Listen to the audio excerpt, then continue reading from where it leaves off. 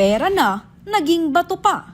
Kastoy na mailadawan tinapasamak ken ni Marisa, kalpasan ti maipagarop, apan nakatakaw ti maysa kadagiti tarakenda a baboy. Istorya ni Marisa, kompleto pa laing ti 5 a baboy na, idi napan nagpakan iti ubong da, iti sitio Bagong Baryo Bugbog Bukay, iti aldaw idi Disyembre 28. Di 4:30, upa damot ton. Kaawam mo ti hamang nga naikika na gito'y arwangan na kadakwa. Awam mo ti na kukuan na nga limag to kadakwa. Kinita mi amin, awam mo ti kwa. So, bali lang day ti arwangan na. Hamot nga nalukatan. Haan mama nga nagargaraw.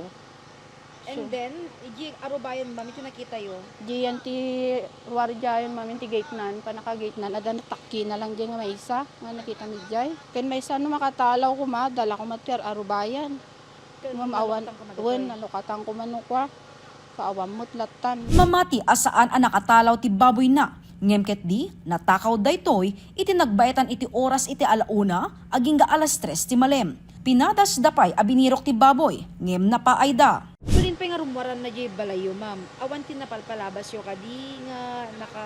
Awan mo, ma'am, already nagdamdamag kami kita, balbalay takot, awan mo tinaglablabas nga dati baboy na. Patyenda, aditoy a kalsada, ako mamang iti Santa Rosa Bypass Road, tinangipag na anda, ti mapukpukaw a baboy.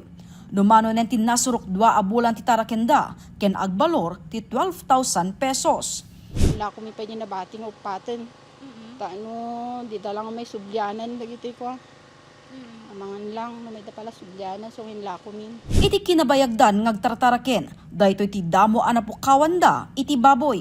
Nai-report meten ti pasamak iti pulisya, ken impasengked dati kooperasyon da, iti pamilya.